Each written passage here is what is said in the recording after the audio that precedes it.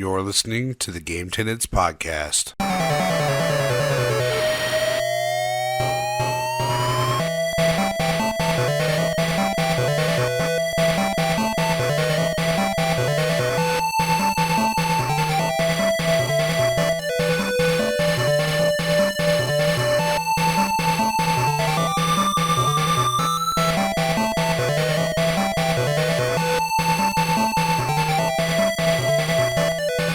What's up, and welcome to the Game Tenants Podcast, the failed adventures of two gamers and their quest for Gamecast stardom. AKA worthlessly lazy, but so game crazy. This is episode 92, and I am Church of the Game Grinder, and as always, joined by my excellent co-host, Jason of Corpsefloyd Gaming. Hey guys, how's it going? We're also accompanied by a special guest, Linda, AKA the Gamer Girl. Hey everybody, what's going on? Hey, thanks for joining. Thanks for having me. Yeah, I'm glad. I'm glad everyone's able to get together to do this. These are trying times. Yeah, man. We still come together. At least the internet is still up, so we can still do this. It's great. Yeah, the internet goes down, we're all gonna have a pandemic craze. Oh, that's the apocalypse. Oh my god, I don't even know what I do. Oh, I mean, I know what I'd do. I'd play video games, but besides that, I'd be lost. Internet's pretty much like a necessity for me. Yeah, my house runs off it. I don't have TV. I would die. Internet goes down. I got nothing to watch except for only like a couple thousand DVDs and Blu-rays. Oh, I don't even know what I'd do. Oh man, I'd have to like read all these books I buy too. Ugh. Gross. Nah, I'm pretty sure I could manage. At first, I just wouldn't know what to do first. Just like, oh my god, I don't get days off like this. My days off are just like days I don't work at one job, and days off. All my other shit has to get done. All my running around, all the appointments seem to happen on my days off. Huh? What? We don't get days off. Not even during pandemics. Nope. We're all working still. Essential. Makes us feel important. We're important to society functioning. Anyway, less important than just be able to stay home. I'd be like, I'd rather them just like flat out, you don't matter, stay at home. I'd be like, cool, that's all right. Good with me. Cool. All right, so let's jump into our retro game highlight. Last time I talked about Super Mario Brothers 3, and this time, as we have a guest, we like the guest to share a game. So Linda, what do you got for us? Samurai Showdown on the Game Gear. Not many people know that Samurai Showdown was ported to the Game Gear. The graphics are still great. They still have many of the combos, and it's a fun pastime. Slick. Nice.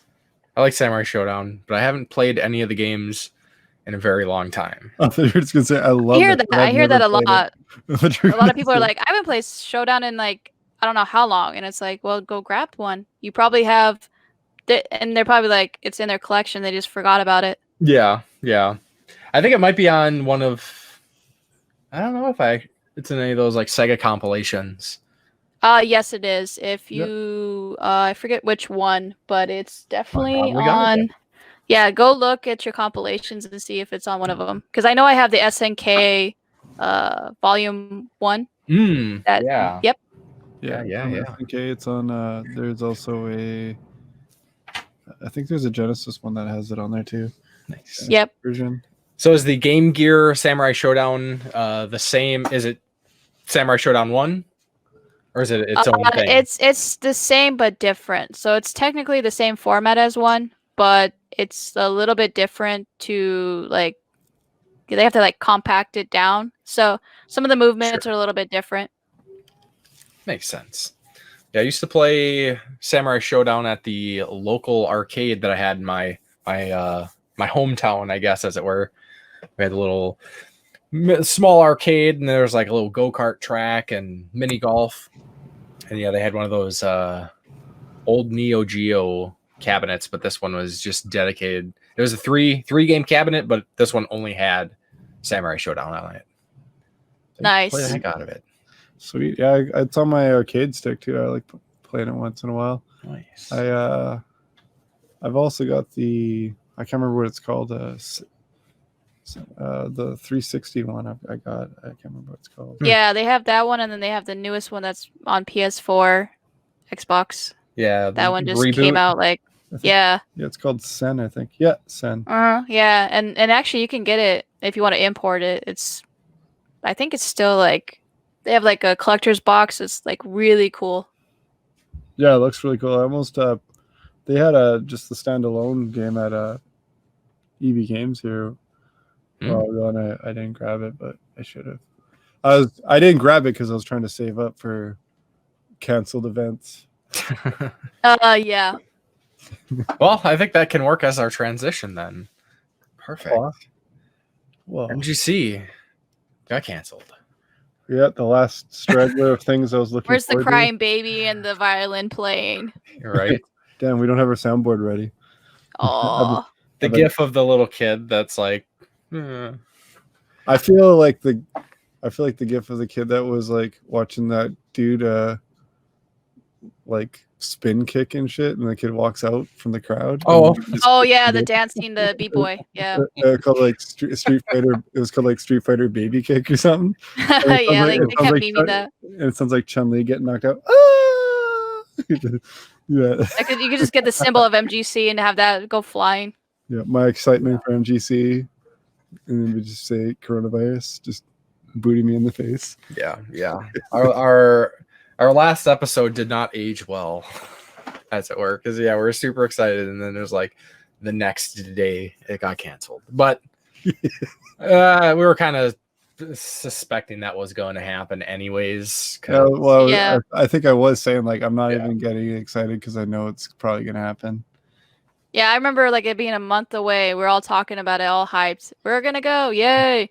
Every time I was on Vox, I hear MGC hype, and then you hear the announcement like it might be canceled.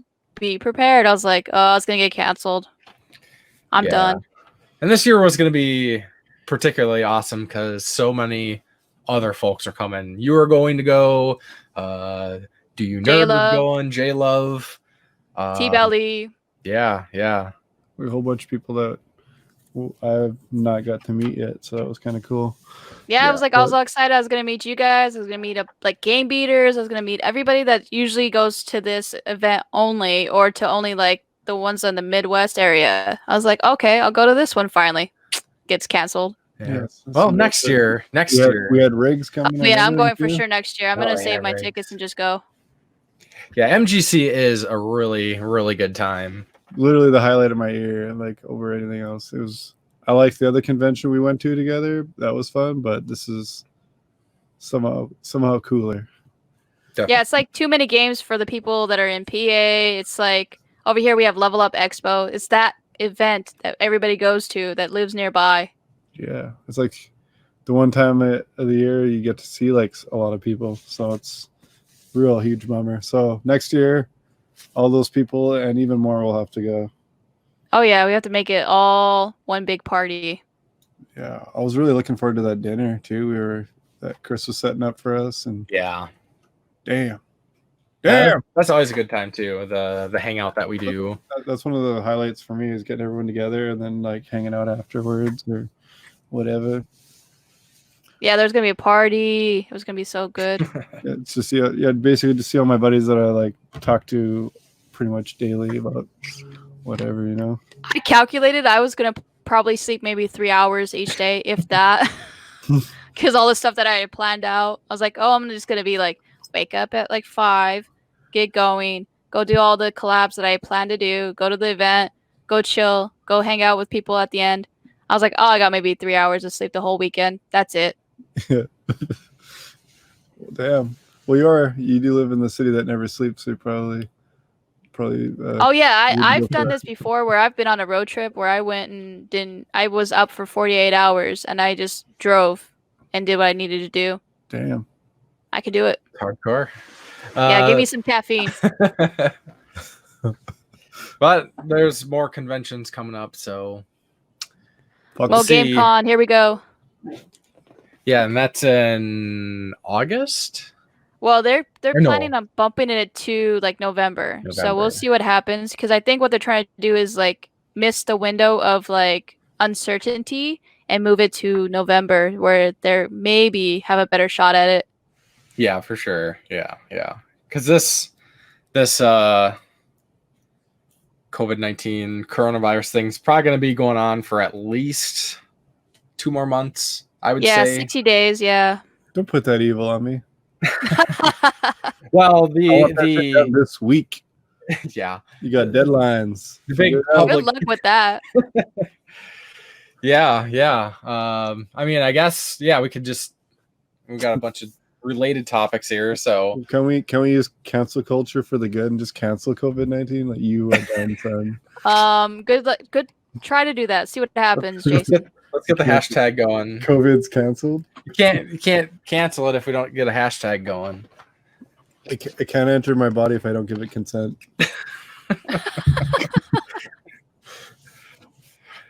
If it was so man. easy, but yeah, what else do you think this is going to affect? I'm surprised. No delays for Doom or Animal Crossing. So that was fortunate, but Yeah, we got a bunch of stuff coming up here. I was so happy when the only place that gets games in town got one copy for PS4, one copy for Xbox. Yeah, that's crazy. And I was also happy, like not sarcastically happy that for once that they were slow as shit getting it out. So when I went to check at like 1:30 in the afternoon, they just put it out. So I got the only Xbox copy. Nice. Yeah. Well, it was okay. I was really like, man, about getting it because I pre-ordered the collector's edition from Amazon and then they canceled it on me. Oh, So that sucks. Yeah, it took it took a few minutes before I was able to watch Church's unboxing video because I was like, damn it, assholes. Yeah. Did they give you top priority to get it back when it actually is able to be shipped? If they restock it, yeah, they said they could. Yeah. They'll. It's added to my my wish list or something. Now I'm like, wish list. It should be on the guaranteed list. Bitch. Yeah, that's why I said like if they cancel it on purpose and you're one of the few that's got canceled and everybody else got theirs, I feel like you should be bumped up. Yeah, I was like, spin the roulette wheel again and have someone else lose out because I'm not cool with that. I even call. I rarely call, but I like called them. And I was like, yo, what the fuck? And they were like, oh yeah, looks like we canceled it. I'm like, I didn't even get an email about it being canceled. Right, thought it was a scam. We had to cancel it because there's not enough copies going. I was like, when they see how many are ordered, why don't they just make that amount? It's not like there's like a numbered edition of anything. Like, it's not like they only made 5,000 of this helmet or whatever. So it's like you could just keep making them. I don't know when people don't want to make money. Yeah. I was mad. I was like, and then it's like, the day of it's going for 2.5 times what it's worth. I'm like, nah, bad. Ooh. Yeah, and I'm not paying that much for a helmet. Yeah, right. I would feel like I needed the helmet if I actually was like, okay, and bought that. And like, yeah, you need a helmet. You're kind of special there, bud. Yeah. Well, that was random, but now we got the potential of a lot of these impacts on society delaying games.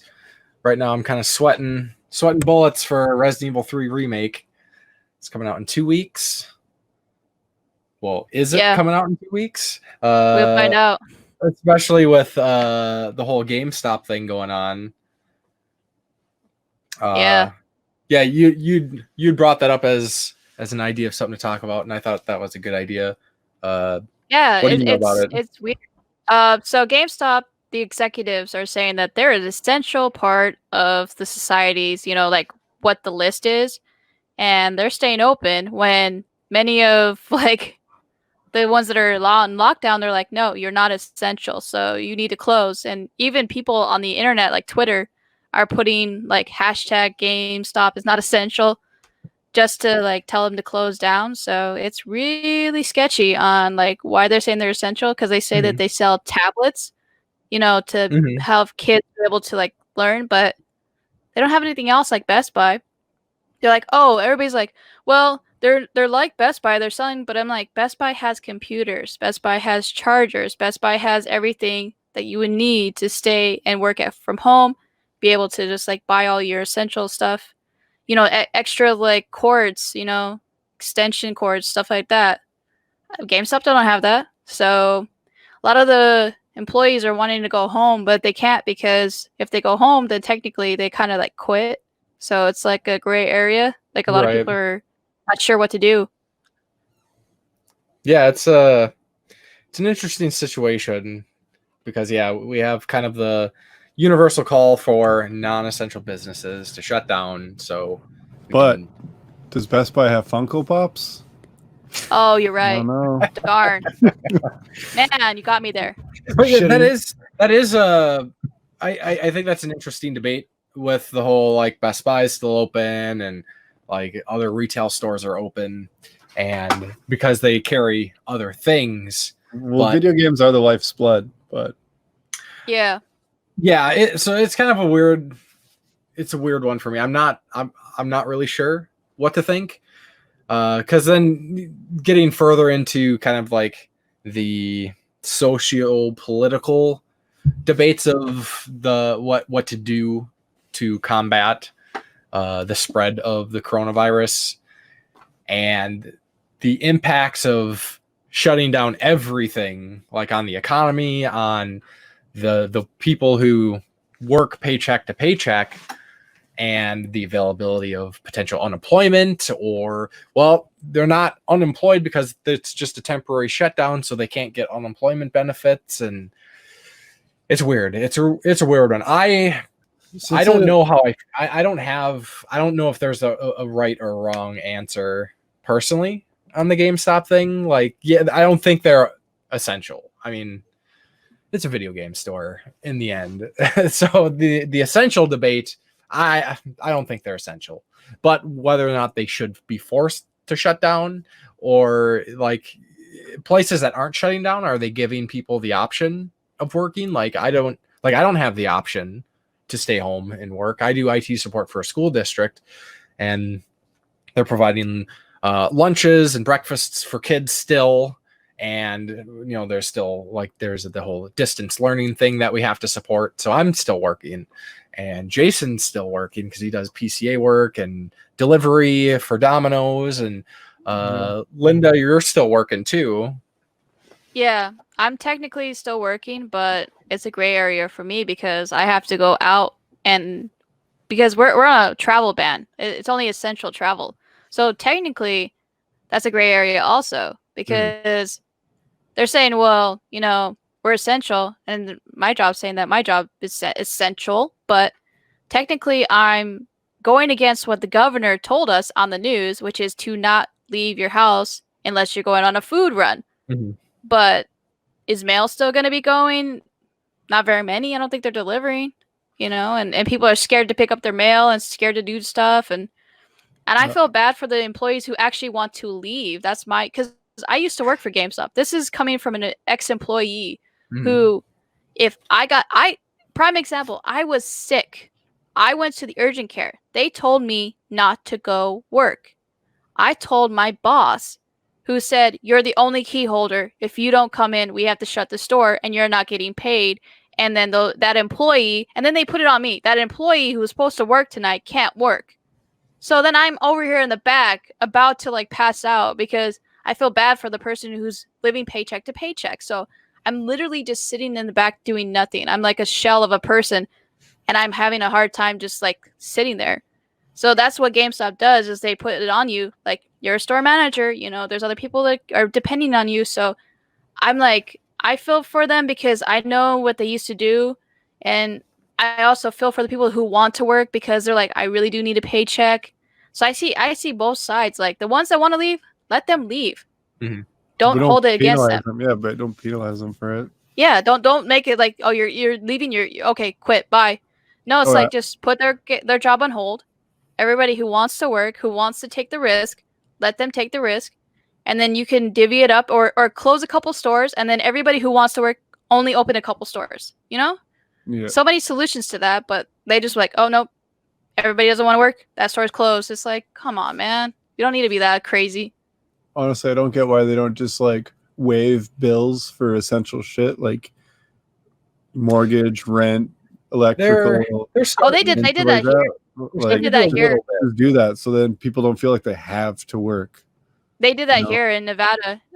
For 30 days, you are not going to be evicted if anything were to happen and you can't pay. Mm-hmm. But what happens in 31 days when all of a sudden now the landlord's like, then we go out. from there. But as of right now, at least you have somewhere to go for a month, and see, it gives you plenty of time to like figure out, should I just move back with my family, or do I have any family that I can go see, or something like that.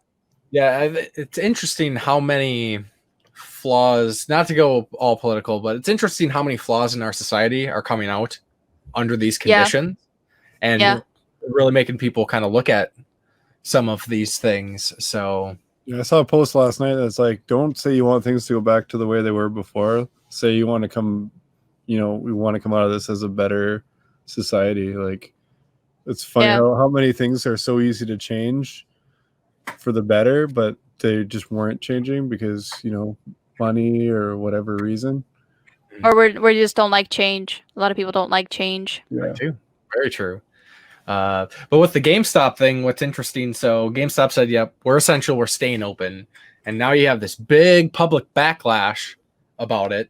Do you think that they will give in to public demand, or if they're going to keep pushing forward? I think it's hard to say with that. I saw a thing that they're shutting down today. Yeah, I think they're going to all shut down because of the fact that they were trying to stay open because they were going to file for bankruptcy. They were close to like, I'm about to be done. And then they got Reggie and all that. But it's like, it's hard because you don't want to have too many people angry with you, because the government can come in and take your business license. Yeah. And then what do they do then? Yeah, right, exactly. Right. Apparently they did. I hear they did that in like Pennsylvania or Virginia. Yeah, they did a couple of places here too. A couple of places when states shut down, they revoked their business license, and they're going to debate whether to keep it permanent or for the 30 days. Yeah, and so I want people to be safe. I want people, to be healthy and not in dangerous situations. But I gotta get those video games, bro. You know how I do. Like, so seriously, like I have an in-game or in-store reservation for Resident Evil 3 Remake that comes out in 2 weeks. I actually contacted GameStop and I was like, hey, I have this reservation in-store pickup for Resident Evil 3 Remake. Can I switch that to delivery so I can get it delivered at home, so I don't have to worry about them closed, whether they're going to be open or not? And they actually told me that they're like, nope, unless it's still available to order on the website, you can't change your reservation like that. I was like, oh, that sucks. That's the one thing I didn't like about GameStop, was if you made a reservation in that store, you can't transfer it over and go buy to another store. That was the one flaw that I saw, that I was really frustrated with them, because I was like, if they order from another store, they can't come pick it up here. Yeah, and then most of them would say, oh no, that's because the revenue is for that store. It's like, no, it's a franchise. Yeah. Why can I just like have the customer go pick it up? Yeah. It's not like there's an it's not like an independent game store. Yeah, you're not like a franchise owner. Like, you're not like, oh yeah, I'm that guy who run, you're a manager, but you don't like run this GameStop. It's like you buy into the franchise like an A&W or a McDonald's. Yeah, that's another reason why a lot of people went pre-order, because I can't pre-order, and because I got 15 different GameStops to choose from. So it's like, why would I pre-order here when I'm just here to pick up a game that I know you're the only one who has it? The funniest thing is, though, if you want something from a store and they don't have it, they'll check the ones in the area and they'll get it shipped over, or they'll get it they'll get it. And that ruined our bottom line too. That was annoying. Yeah, get it held like, for you. As a shift manager, if I were to order a game because a customer wanted it and bring it to me, it was like a penalty on us because our profits went down for that shipping. That's that's ridiculous. It was weird. It was so weird. Like, I was doing that for a while, and my manager, the top manager, was like, "Why are you doing that?" And I'm like, "What do you mean? You can't do that. It's ruining our bottom line." And I'm like, "But it's a customer who wants something." Yeah, like, so I would get flack for that. I'm like, I really just want to make a sale. I don't care anymore. Just leave me alone. Yeah, like, I'm trying to actually help the customer. This is actually the reason we're open. Just so you know. Yeah, that's what I'm saying. Like, if you're gonna be corporate all the way. Because they would try to be corporate, but then when it came to certain things, that wasn't corporate. It was like, oh, you're an independent little game store. Yeah, right. But your mom and pop shop when it comes to that kind of shit. Yeah, it's like really annoying. It's like you're on the couldn't team stand unless that. you need something, then go fuck yourself and start your own team. Yeah, yeah. The Like, district manager was annoying too about that. Like, oh, the profits are down. The profits are down. Like, I really don't care right now. I'm trying to do all this stuff by myself. Leave me alone. Stop calling me. yeah. Like, come here and do better. Oh yeah, he would come in. It was so frustrating. I would fix the store up because it was my turn to fix up the store. He'd come in 5 seconds ago. I don't like it. Change it. And I'm like, I just spent 3 hours on this, and I'm going home. Right. I'm not coming. No, you're not making me stay an extra 3 hours because you're not going to pay me overtime. Bye. Yeah. Peace. Yeah. Well, fingers crossed. Somehow I can get Resident Evil 3 Remake Collector's Edition because I would really like it. But Yeah, man. I don't Crossing my know. fingers for you. But potential Final Fantasy VII physical edition delays. They put out like a press statement saying that they're going to try their best. Square Enix is going to try their best to get Final Fantasy VII into everybody's hands on April 10th, but it's kind of all up in the air right now whether or not that's going to happen because supply lines have been interrupted and retail disruptions and that's bullshit. If it's going to be a significant delay, I think they should send out codes to the people who like already paid for it, even if it's just direct from Square Enix or whatever. Like, if it's been delayed enough. It's getting a Like a kinda little like bit of a time delay code. is understandable, but if it's going to be like another month or two, like, come on, just send out the digital I code. get what you're saying. Yeah, Like, that would be cool to like be able to just play it digitally for like 30 days, and then once the physical is released, then you can be able to just take it from your system, and then you just get the physical copy. I would like that. yeah, I'd be cool with that because just like I think we kind of discussed it a little bit before we started. Like, just having like a timed code that you can play, kind of like how you can get like a 2-month Xbox Live code or a PlayStation Network card, or they have the free play weekends and stuff like that. Like, just something like that for people who have already paid for the thing and are waiting. Mm-hmm.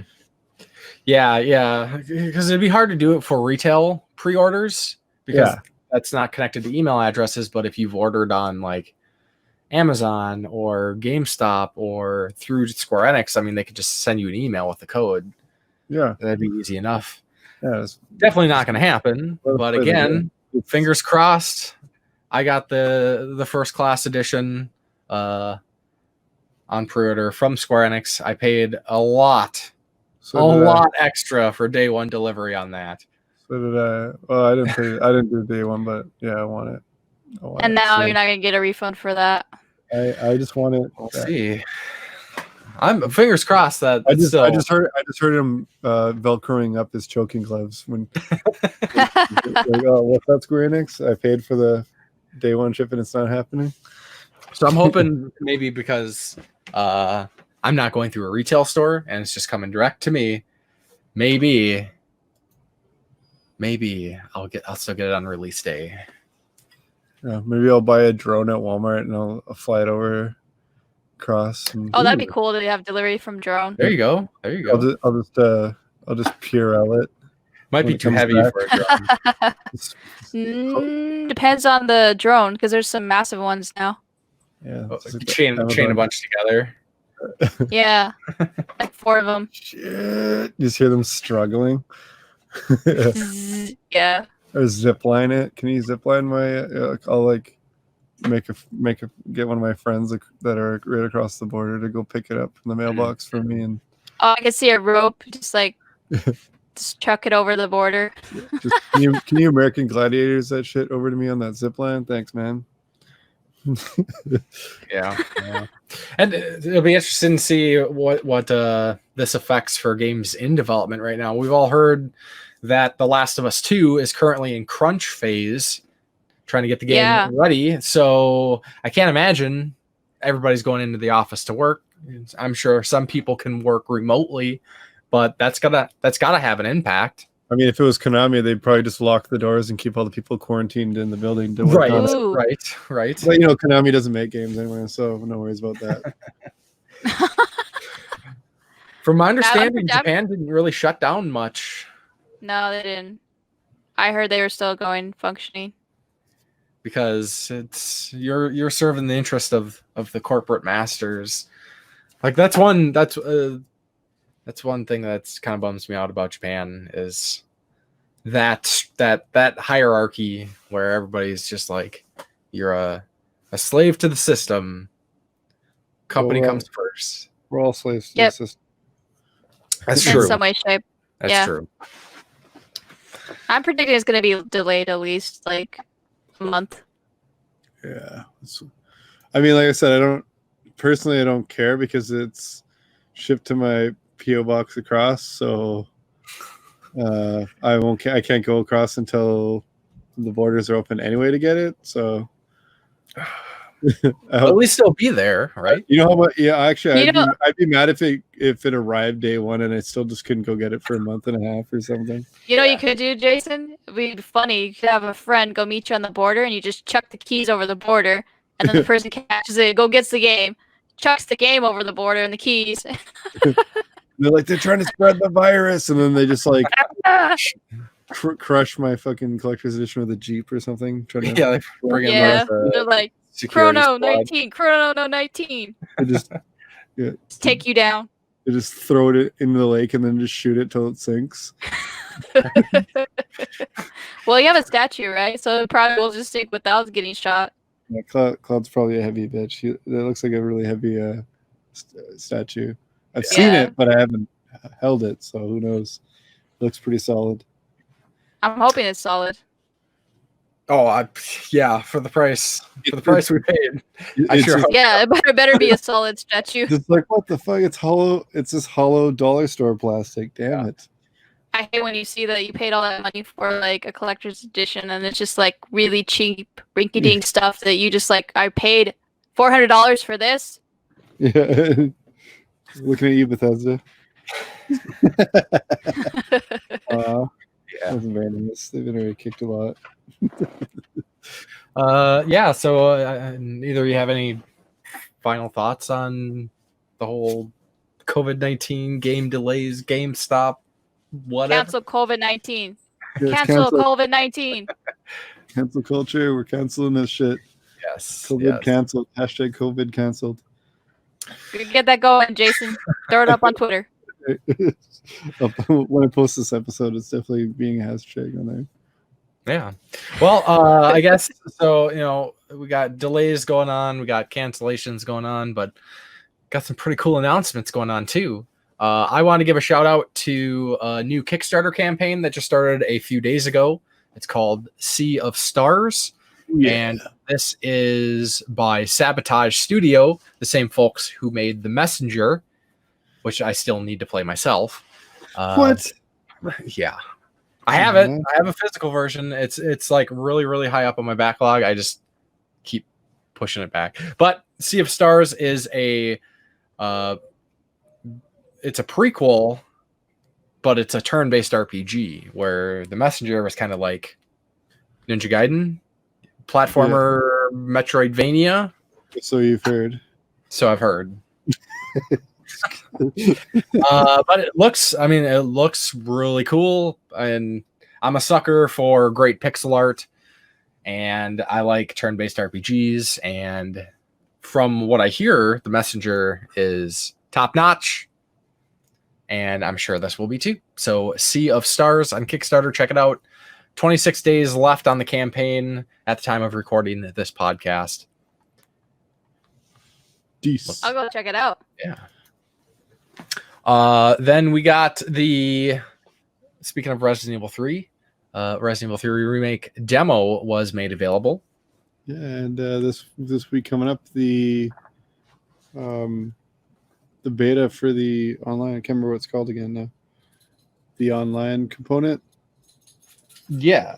I'm totally blocking on it what it's called right now. I know what it's. Resistance, was it? Yeah, something Yeah. like that. Yeah. Oh, I didn't know forgot. that there was a demo for that too. Yeah, they The beta I think goes live this week, if I remember correctly. I totally forgot about that. Yeah, I think everybody forgot about that for RE3 and Doom Eternal and Animal Crossing. Yeah, exactly. That was on my feed. Yeah, Animal Crossing came out. Shit. Yeah. it's all I've been seeing. I'm like, ooh. That's on my feed, man. I already didn't care. Now like extra don't care. Like I don't. They're not bad games, but I definitely wasn't as hyped as some people, especially when I saw some people being like, "What the fuck?" when they announced it, and then they're all like, "Yeah, I can't wait."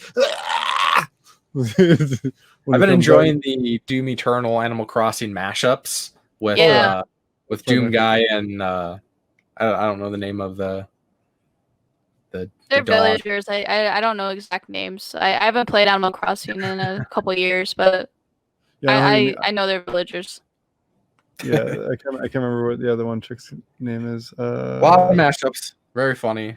I got the amiibo of that one too. That's funny. It came with the Amiibo Festival game, I think. Yeah, that was a horrible game. Mine's still sealed on the shelf. I'm sure yours is there sealed because I think I gave you one too. Didn't Probably just stay sealed for a while. Yeah. Oh yeah. Well, I hear that one wasn't very good for an Animal Crossing game. No, it was horrible. Happy Home Designer is way better, and that's still like a play it and then you're done kind of game. That you can't even play; it's boring. Yeah, I heard it's like a half-assed Mario Party without the fun. Yeah, literally. Just basically trying to sell amiibos. So that's all it did, and then like that's the only amiibos I've ever seen on like deep clearance. Mm-hmm. Yeah. You can buy the game now for probably like $15. I got the game, I think sealed. I think the reason I ended up with another one was because I got the one that Church has in a bundle, but I got my copy for I think it was $5 sealed because just like no one was buying it and it was taking up a huge amount of space. Yeah, same thing with like Starlink. It was the same thing. Like I just gotta get rid of all these boxes. Yeah, basically, I think I ended up picking up on PS4 because it was like $5, and I was like, why not? Sure, whatever. Comes with more ships and whatever. I had the Switch one already, but yeah, it's just hilarious. The funny thing is, like, Starlink's not a bad game. It's just I don't know. It was just everybody wanted a Star Fox game, and they didn't get the Star Fox game, and they got irritated. Yeah, probably. Yeah, that's the only reason why. Yeah, well, like it's what they say. It's basically Star Fox without the Star Fox, unless you're playing it on Switch, where you can be Fox. Yeah. Gross. I wish I am only playing as Fox. Yeah, right. Yeah. So as far as the demo goes, I didn't check out the demo myself because I was like, all they had to say is Resident Evil 3 remake, and I pre-ordered it. Remember when you thought it was going to be like coming out, like not even on this gen? Yeah, right. Like, coming out soon, and then they announced 6 it like months later. After you'd be like, nah, man, it's way off. It's going to be like another year at least before they even announce it, and then like 2 days later, boom. That made me laugh. It makes me laugh. Like I said, it sounds like they're making some interesting changes to the game. They're kind of expanding on it a little bit, but still, fingers crossed. Code Veronica remake. That's what I want. That's my dream. I'm just happy I can have 0 to 7 on one console. Yeah, that's pretty rad. Pretty rad. I mean, you can have 4 on every console ever. They even like backwards porting it now. It's on like NES and Super Nintendo. I'm sure somebody made a demake of it. Yeah, they did. They made a demake of Last of Us. Ooh, yeah. That I would be interested in checking out. Yeah, they keep trying to make demakes of Nintendo games, but you know how Nintendo plays that shit. Yeah. And that really awesome like Link to the Past style Ocarina of Time that they were doing, and Nintendo. That was probably the most looking forward to trying of a game I can think of that was getting like a demake. Yeah. It's what it is. So last thing we got for news topics, PlayStation 5 backwards compatibility. Got some. Yeah. Well, especially when the rumor mill's going, and then they announce anything less than what the rumors are, people are going to be disappointed. And yeah, they said, well, everybody was really hyping it up. Like, I want PS1, PS2, PS3, everything, PS4, give me everything. I'm like, you're not going to get every single one. I doubt it. Yeah. Yeah. But they did say that the backwards compatibility is going to be almost all of the 100 most played PS4 games for the next John's. Like, I don't know. Yeah. What are the 100 for? That one. They said the top 100 will be like definitely playable, and a ridiculous amount of what is out will be backwards compatible. Well, it's kind of hard to do that because of the indie like limited run releasing games. They like, how are they going to get that compatible when they can't even like get a copy of it? Yeah, they won't even make a copy of it, so that's why limited run exists. If they're on a disc, I don't see why they shouldn't work on the PlayStation 4. I think they can't guarantee for some reason because they haven't popped in the disc to make sure it works. There's probably like a very slight tweak they have to do these things to make them backwards compatible, and that's why like no, they just have to throw the software onto the system, and they have to get the develop. Well, as far as this like generation goes, it seems like they have to get the developers okay to like make it backwards compatible. That's why like good there's point. like some really like obvious games you think should be backwards compatible on the Xbox that aren't. You're like, oh, okay. Yeah, it's really hard. Sometimes it makes sense. You're like, well, why would they make that backwards compatible when they released a HD remake or whatever of it?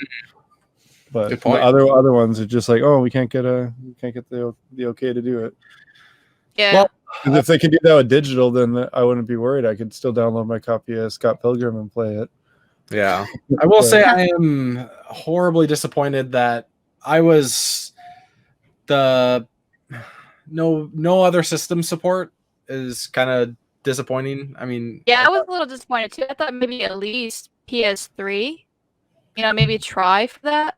Yeah, but we all know PlayStation 3 had like a weird architecture.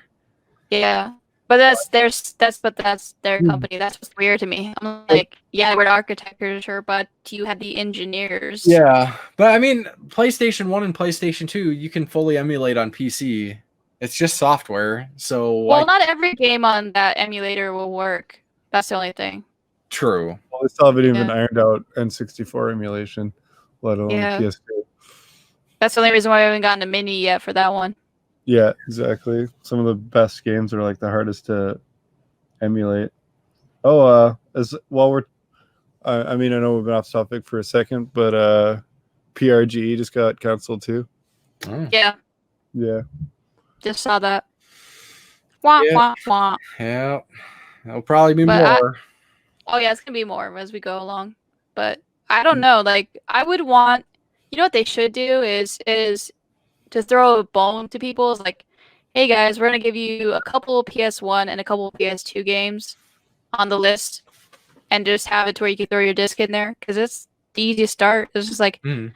That's what they did with Xbox is like, oh, yeah, we're going to give you a couple original Xbox games to start off with, but be prepared for more in the works. Yeah, wasn't it like 8 and 8 with like when they first came out or something like that? It was like 8. Yeah, they're like, actually, the very first game title that was announced when they did the big reveal was just 1 or 2 games. Like, we have guaranteed lockdown on these 2 games. And then it starts slowly releasing the list later on. Yeah, as they get the okays, just like all the Star Wars games were like announced at once. Yeah. And all that stuff for the OG Xbox. Like, as far as like the games with gold going, I'm almost more excited for the original Xbox games when they're announced for like the free games of the month. Like, I mean, even if I own them, I 90% of the time own all the games that they are making free, but I'll still snag it digital. Yeah, you want to see what they do to upgrade it on the Xbox One. Yeah, exactly. Like I downloaded Battlefront so swift to play those, even though I own them on PS2 and Xbox. It's like I still more Battlefront is only a good thing. Yeah, I have a bunch of PS2 titles, but if they were to throw it on there where it's it until they figure out like how many are going to do that, I'll be down just for like even 10 titles. Give me something. Yeah, I'm cool with them doing it, but at the same time, like pretty much the same thing I always say when it comes to backwards compatibility is like, well, if I've got the games for it, I've got the system too, so I'm not too worried about it. It's like like the PS3 right now is right next to my PS4. The PS2 is about a foot away, but at the same time, it's cool to have one thing that plays it all. Yeah. Like, I like the option. I just upscaling, built-in upscaling and whatnot. Yeah, but Yeah. It is what it is. I don't know. I think we all kind of knew the PlayStation 4 wasn't going to have full backwards compatibility. 5. But it was a dream. It's like when there's the lotto is like super high and you buy that ticket. You know you're not going to win, but for a second there you can dream. Well, everybody dreams when they get PS4 and PS5, and everybody was dreaming and hoping for backwards compatibility when every single system is going to come out. Yeah. They're hoping for something, and then they start hyping each other up, and then it turns into a rumor like, what if this would happen? What if that would happen? Did you hear? There might be this, might be that. And then the rumor gets like flooded, and then it gets overinflated, and then you're like, everybody's like, when it actually happens. I'm like, I'm not hyping myself up because I don't know what's going to happen. Yeah. I've gotten so many disappointments in the gaming community for any game, modern and retro, that I'm just like, I'm not going to be hyped anymore. I'm just going to see what happens. I'll watch it and that's it. I'm not going to worry about it. If it's not what I got, it's okay. Make the decision off of that. Yeah, exactly. It's like, anything they say ahead of time just doesn't usually pan out. Like people making all these videos that are like stating shit like it's fact when it's like some guy could have just been like, I heard. Mm-hmm.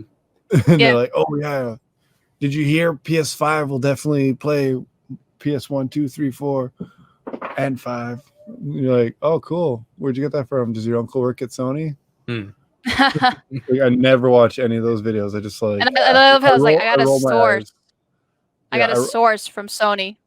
Yeah, I roll my eyes so hard at that shit. I don't care how big the YouTuber is. When it's like speculation bullshit about specs or things that I'm like, oh, okay, unless you actually work for them, I'm not going to believe a goddamn thing you say. But even then, they have an NDR. So if they say something, I'm like, ooh, what's going on? Yeah. And then when that stuff comes back, I want to go find all those videos and be like, what's up, Peter Molyneux? I thought all this stuff was supposed to be happening with the PS5. Tell me all this shit's going to be happening. They should just have like air quotes just keep going throughout the whole video. Air quotes, just like the symbols. Yeah, just the whole time they're doing that. Yeah. Constantly. Yeah. I'm covering myself allegedly. Allegedly. Right. So I think we will move into the community question segment here. So last time we'd asked the question, what were people's thoughts on GameStop?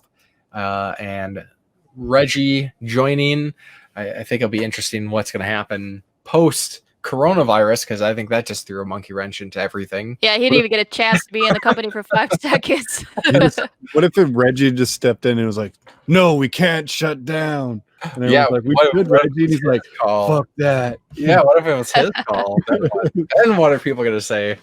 But yeah, so we got a couple comments on that. Do You Nerd said they've been very fair with GameStop, even their early in quotations, please don't watch them pickup videos have us announcing that their business practices can be shit at times, but the employees are what always makes a great experience visiting their store. They take good care of us and have our backs. I think that's fair enough. I do think GameStop does get a bad rap. I've had minimal bad experience with them. Yeah. It's mostly the district and the corporate that's what is sucking GameStop out of like actually what's going on. All the employees are cool and chill. Yeah. And then Musty Hobbit said he started by saying, typing this before hearing our thoughts on GameStop. He says he thinks GameStop would be wise to turn their stores into more of a place where you go to game rather than a retail outlet. You could still sell used and new games and merch, but make the feature of the spot a game lounge or some kind of social space like that. Granted, if I were put in a situation where I would start up a business, this is exactly what I'd want to do, since there isn't just that kind of offering anywhere in my area, and I feel like it could do well. The only thing I was actually thinking negative, I don't want it to reduce the amount of games they could spend. Because he seemed pretty bummed in his second comment. He was like, oh, his second comment, I can't remember exactly what he said, but it was basically like, oh, guess I'll go fuck myself then. But it was like, you aren't so keen on that idea because yeah. Personally, the GameStop 2.0 thing, I don't know. LAN. So we've had LAN stores or LAN party locations where people can go and play on, connected, usually computers. But there are places that have consoles and stuff set up, and these businesses never seem to thrive. Well, yeah. But they're not selling merch also on the side, are they? True. That is true. So GameStop could do that, and that could still get people in. He's thinking more of like a Friday Night Magic thing where like people actually go to the store and play Magic and shit like that. I'm like, that is a cool. I love when stores do that. Yeah. But what really got me is they'd have to reduce their retail, like all the shit on their walls would have to be basically gone, and it'd have to be all behind it. You basically have to either look through a catalog or something, or unless they had it on like tablets. Well, I would say they could modify that. They can modify it to where it could be a rental store where you're not sure about a game. Instead of the 7-day policy, you could rent it for like $4, play it in the store for a few minutes, or take it home and rent it and then bring it back, which they were trying to do. But instead of it leaving the store, why don't you just be able to rent it for like $1? Like I can play it for an hour for $1. Most people have $1 in their pocket. And then that way you're making revenue that way. And then you just have a console plugged in, ready to go. One employee watches them play, make sure they don't break anything. And then from there, once the hour is up, they decide, do you want to play and keep it? And then that's their copy that they get to keep if they buy it and they just pay $59. That might actually work better. Well, it's cool. I mean, they open all the games anyway, so it's not like they're like, oh, this is the store. I hated doing that. I hated it so bad.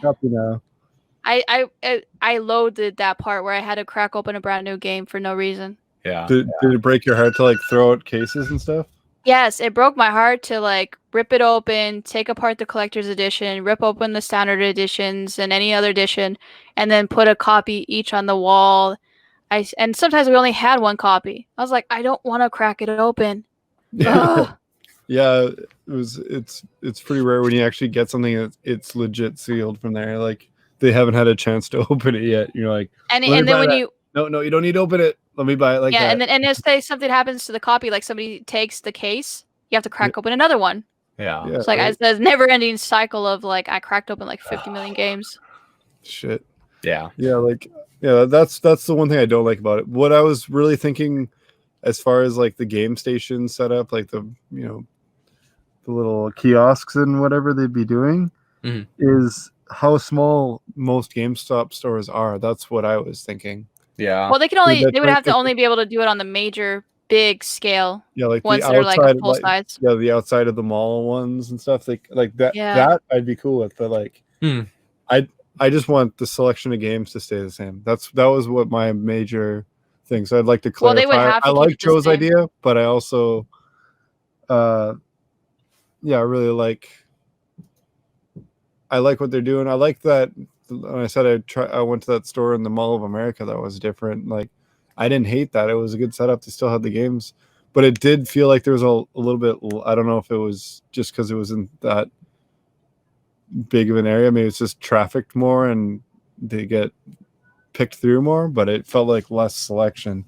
So that's what I don't want it to affect the selection because sometimes there's games you can only hope to find at GameStop. Yeah, I missed part of what Do You Nerds said about because they were talking, or Tom said that personally he didn't think it'd be marketable, but it'd be cool if GameStop could embrace the retro gaming scene. Yeah, well, they've been. But the problem is they don't train anybody. Yeah, they don't train anybody. When I was about to exit GameStop, and they were starting to do that, they gave me a booklet of every single retro game and how to look for the fakes and everything like that. It was super thin, and they didn't have the tools. They didn't give me a tool to crack open the game. So right off the bat, I'm like, this is not gonna work. Yeah, and then my boss was like, here, this is how you do it. I'm looking through this. I'm like, if a person who doesn't play retro games reads this, they're not gonna understand what they're talking about because the pictures that they printed out doesn't show the flaws, doesn't show like what the boards are supposed to look like. I would have to Google everything. Like, what does the board look like for this one? What's the serial number that I need to look for on the board? Yeah, they should have. They don't tell you that. They should have even like a website you can go to that's trustworthy, because they do have ones like that. Yeah, where you just Google, is this legit? Yeah. And they didn't give you the tools. I was like, I don't have a tri-screw or anything to crack open a game at all. Like, oh yeah, there's like a flathead screwdriver. Just pry it. It's all right. Yeah, but even then, you're damaging the game. So then the person's gonna be like, "No, I don't want you touching my game." It's like, well, then okay, I can't trade it. Yeah, but that wasn't the policy. We went like, I'm like off the bat, like this is bad. Yeah, they're gonna like, there's gonna be changes on the labels, gonna be different things. And I predicted already people were gonna get fake games. I already knew it immediately. Yeah. So we did not come up with a community question for next week. Damn. Again. Well, I thought we did have one. I can't remember what it was. It was about how am I going to get my stuff from across the border? Yeah, how are we going to get Jason's game across the border? And I kind of thought of like many scenarios. So like okay, how about this? They have to MacGyver how to get James his game. Like how elaborate, be extra elaborate on how to get him his game. What would you do? Yeah, we got to remember there's a river in between Canada and the States. You have a river, you have the Canadian border. Go. You've been talking zip lines, like tying 4 drones together. Don't give them too many ideas. Let them think, man. Let them think. Yeah, I want some good ones. Get like an actual game jam going and get some games developed. Yeah. Indie games. Yeah, I'm gonna have to fire up Dreams and just create the games that I can't go across and get in Dreams to play until I can get around to it. Oh yeah, man! I can't wait for the comment section of that, like how to get Jason his game. That's gonna be awesome. Cool. So let's jump into what we've been up to. So, Linda, what have you been playing the last few weeks? And any videos that you've done that you'd like to shout out? What you been up to? Yeah, I've been streaming a lot more because I'm not able to go out and do whatever I want I'm not going to the arcade right now. So been streaming a lot more. I started Last of Us because I was getting hyped. Mm-hmm. So I've been streaming that. Awesome. And I've been playing I finished up Journey, Flow, and Flower from the Journey collection for the games of those like little mini. Just like it's a beautiful game, the rich textures and stuff like that. Yeah. And then I've been jumping into my backlog. So my mission, which changed because of Quantic Dream teaming up with Limited Run and bringing us. Oh, I was so excited when I heard this. I was like, Indigo Prophecy is going to be on PS4, guys. Oh, yeah, I'm excited. So, but I'm hyped for that. I'm going to get that. That's my only I'm going to change it. But what I've been doing is going through my backlog of games and just trying to burn through them since I have nothing else to do right now, which I started as in January. So that's my main goal, is just to get through all of my backlog. And then I'm hyped for RE3. I'm going to get that. I've been playing the demo a little bit. Doubt I'm going to stream that because everybody's already streamed the hell out of that. And then I've been playing a ton of PS2 right now. So I've been playing Ed, and Eddie, the cartoon Ed, and Eddie. I've been playing Kim Possible a little bit. Okay, it's a really good one. I haven't got around to checking it out. Yeah, it was a really good one. And then I'm gonna play next is gonna be I'm gonna play Jack 2 because I played Jack the original one on PS4 and I was like, let me jump into Jack 2 because I don't have it for PS4, so I'll just switch to that. So that's what I've been kind of currently doing lately, is just running through all the games on my backlog, which is a lot more than I thought when I actually started to take a look. I was like, I'm gonna be here for a while. I'm good. Oh yeah. Yeah, I'm not worried about it at all. If I get locked in the house, I mean, my kids have been. I don't think my kids have been out of my house in 9 days. I think today is 9, maybe 10. Yeah.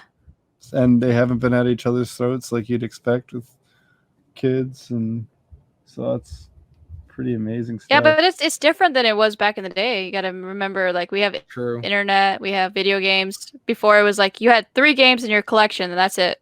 It's been like Legos and movies for the main part, and like I said, they get their tablets a little bit.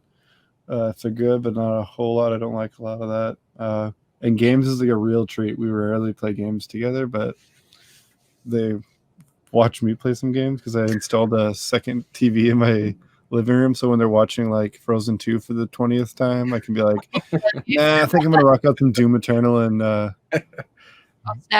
even it out here. You got Frozen with the beautiful blues, and you got Doom Eternal with the greens and the reds. Yeah, exactly. We got the whole rainbow there. Yep. Cool. Jason, what have you been up to? Working, not getting to stay home ever. But I've beat a couple games since the last time. I fired up the VR and I completed my goal before Doom Eternal came out. I said I wanted to beat Doom BFR. I did. I basically did twice because I was like I think I was on like the second last level, and I grabbed a yellow skull and I got an error message and crashed on me, and then I fired it back up and it's like, oh, your save's corrupted. I was like, oh, thanks, bro. Luckily it's a VR game, so it's not that long. I was playing on like normal or hard or whatever originally, and I was like, you know what, screw it, and put it on the I'm Too Young to Die and caught right back up and beat it. I was like, whatever then. Nice. I was almost like, I'm not bothering. I was so close to the end already. I was like, nah, I got to do this. So I did. It was a lot of fun. Not fun with the move controllers though. Hated it with move. Really? Actually, super awkward. There's no turning thing. There's a 180 turn with those. So like if you move your head, it goes 180 and that's it?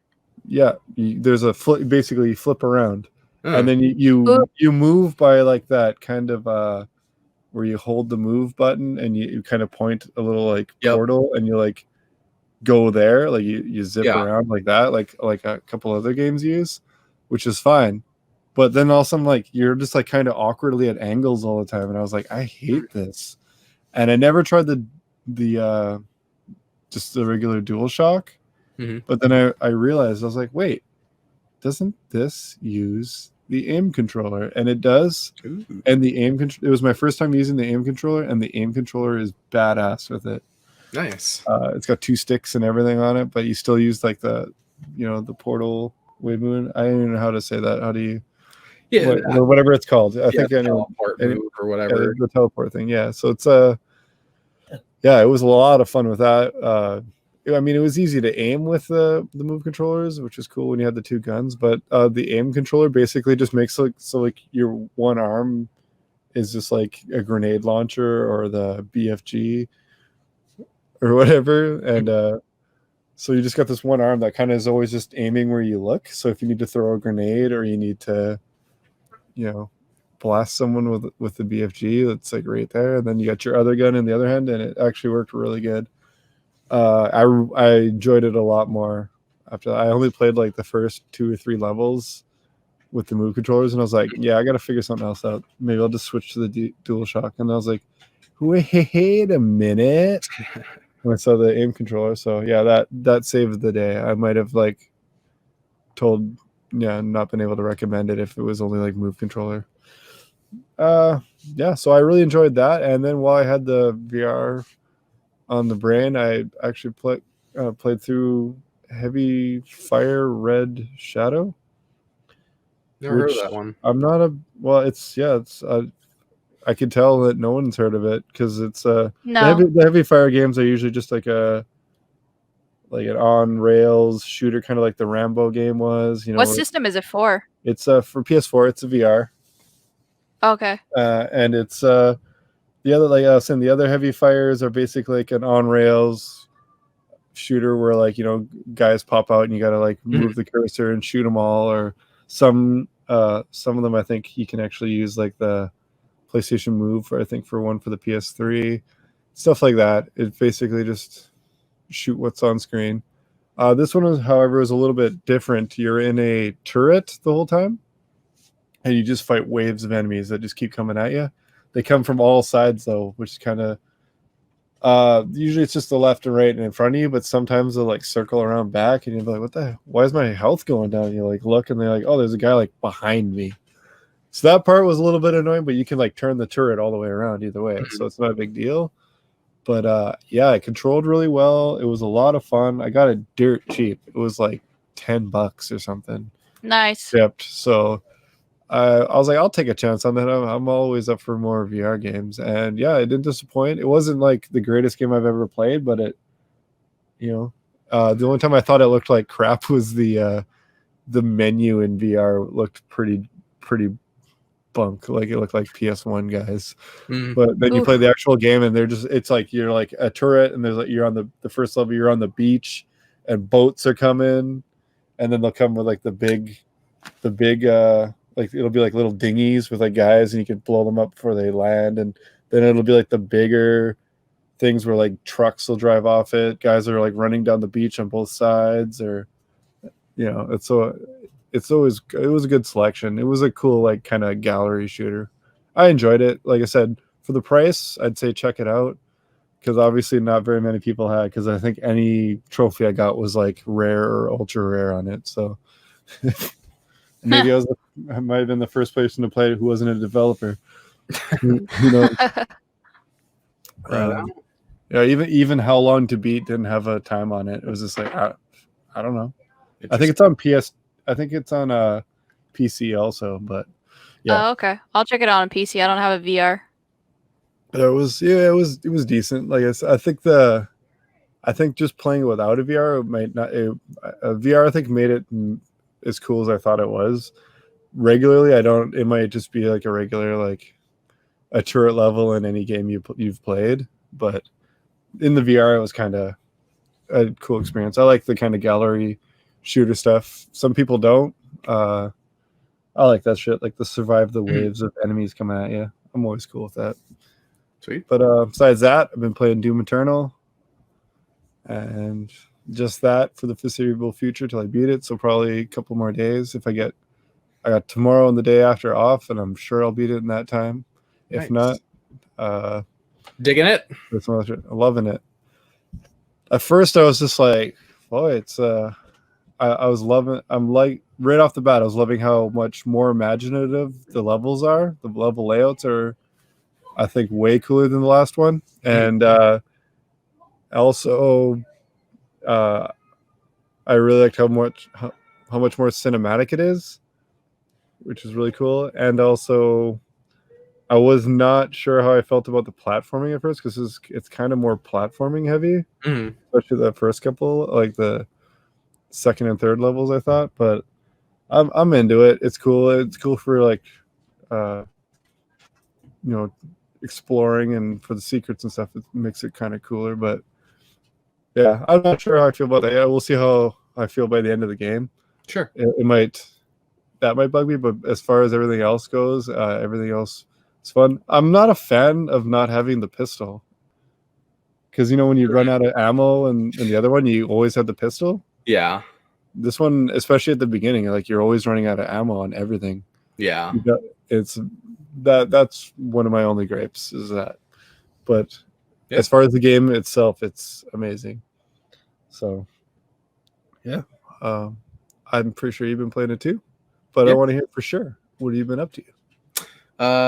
Yeah, so I've been playing Doom Eternal as well. I did a Doom Eternal Collector's Edition unboxing for anybody who is interested in checking out that goofy thing. Comes with a Doom Slayer helmet that's fully wearable. Yeah, that's cool. But yeah, Doom Eternal, I'm enjoying it. At first I was kind of struggling with like sensory overload. Like I'm a person who, I need flashing lights and things to catch my attention sometimes. Oh, okay. But I was for like the first hour or so, I was just like, felt like I was just overloaded. Like there's so much going on with the scenery, and then the swarms of enemies, and like the enemies are really after you in this one too. Yeah, like they come after you like savagely, like immediately. Yeah, and as you mentioned, the ammo is just like in this game you're like constantly like cycling through your guns because you're like, you get like 12 shots with like the combat shotgun. Yeah. And then so like it took me a while to kind of like settle in to the hecticness of it, but yeah, I'm enjoying like kind of the exploration, the secret finding. I do get kind of annoyed with some of the secrets because you can see it and it's like I just can't figure out how to get there, and so I've missed like a handful of secrets so far. Well, can't figure it out. For me, it's more of like I don't want to go any farther in the level in case like a door closes and I can't go back there. Yeah. So I like I see it and I try to figure out how to get to it for 10 minutes, and I realize like, oh, if I just went where the waypoint was going, I go like right next to it and I can just turn and punch a wall and it's there. So I've been a little bit annoyed in that aspect too, especially in I think it was the second mission where you can see like stuff on like a bridge and you're like, how do I get there? And then you get an ability that helps you and you're like, oh, I hate when an ability is like you see something that you need ability to get to, but you're trying to figure out how to, maybe I just need to get good. Yeah. But other than that, I did my full playthrough of Ori and the Blind Forest, which is Cartridge Club's game of the month for March, and that game is fantastic. It's I agree. Metroidvania, very it's just a gorgeous game. It's all like you're basically in like a forest the whole time. There's some like cavernous areas and whatnot, but it's just so serene and kind of relaxing. Like it's very like chill. It's kind of like after a bad event happened, so everything's like a lot of areas are like partially dead and whatnot, but just another Metroidvania that just nails it. Great music, great gameplay, looks good. Story was touching, starts the game out hitting you right in the feels, and it's like a Bambi feel, yeah, it's great. Definitely recommend it. It's not terribly expensive. The sequel just came out. Yeah, I need to get that one after. Yeah, and I'm hearing great things about that, so I definitely recommend anybody who likes Metroidvanias. Ori is a must-play Metroidvania. And that's basically what I've been up to. So let's look at some games coming out in the next couple weeks, or are they coming out in the next couple weeks? We could just guess on that one. Digitally, everything's available, but if you're going for physical, who knows? Yeah, I'm not even speculating on that shit. So come out. So I think the big things, obviously Resident Evil 3 remake is the main one, but we also got like Persona 5 Royal, which is like an enhanced version of Persona 5, which I will be getting. Comes with a little collector's edition. I've only played the first Persona game. I've always wanted to play all the Persona games. I've wanted to play Persona 5 now ever since I came out because I've heard nothing but great things about it. Missed out on the previous one. I've been trying to pick up a copy and I just have been waiting for it to get cheap enough. And then they got this one coming out and I was like, I'm just going to pre-order this. So I'm getting the little collector's edition. It comes with like the eye mask of the main character, steel book and whatnot. And they're like, yeah, sure. Why not? I'll get that. Yeah, you had the collector's edition of 5 pre-ordered and then canceled it, didn't you? I did. The only one I'm missing out of the mainline series is 1. I've got a couple of versions of 3, 4, and 5, but I want to start at the beginning.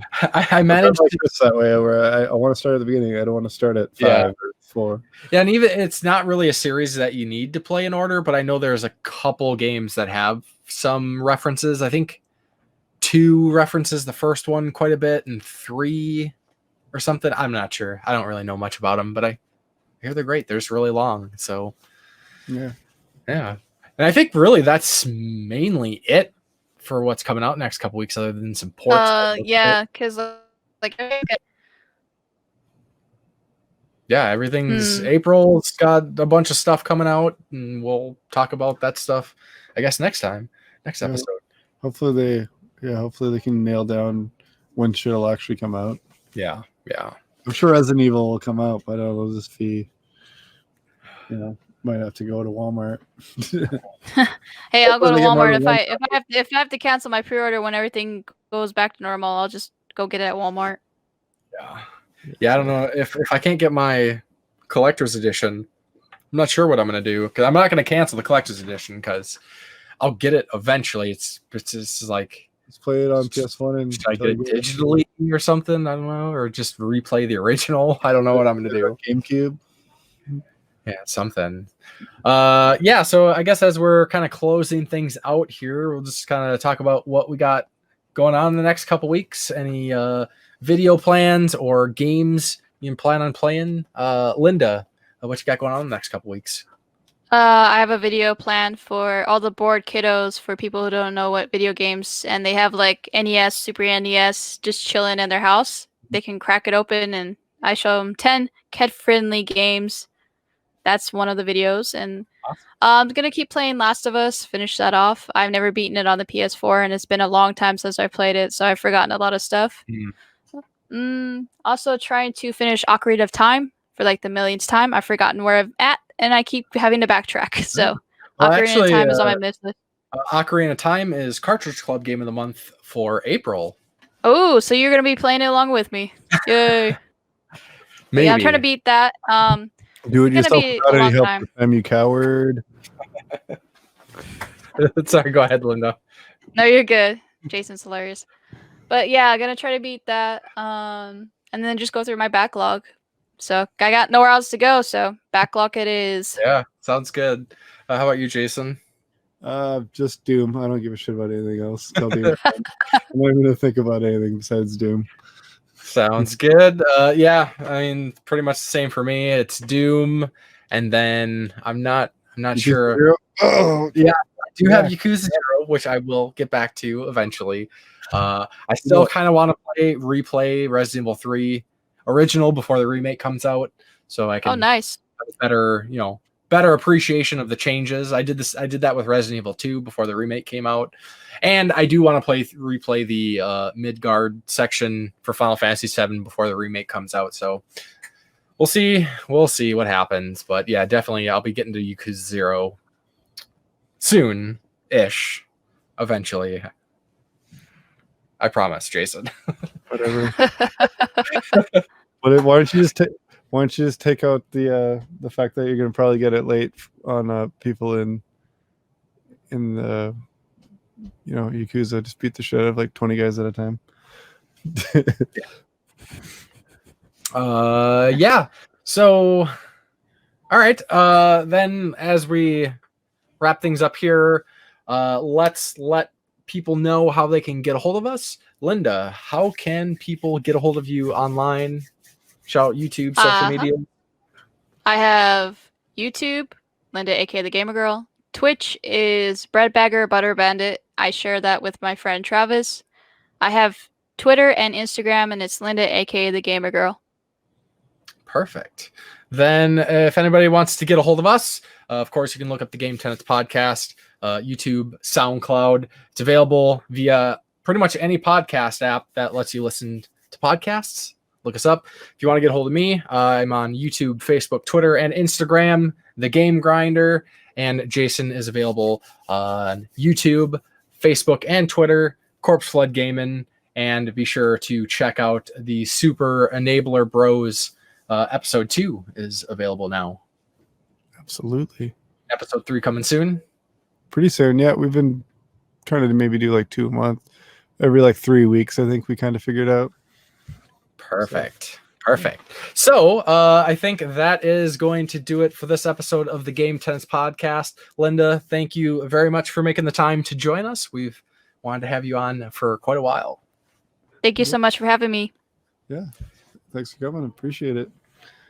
And then we will talk to you all next time. Have a good one. Yeah, bye. Bye, Internet.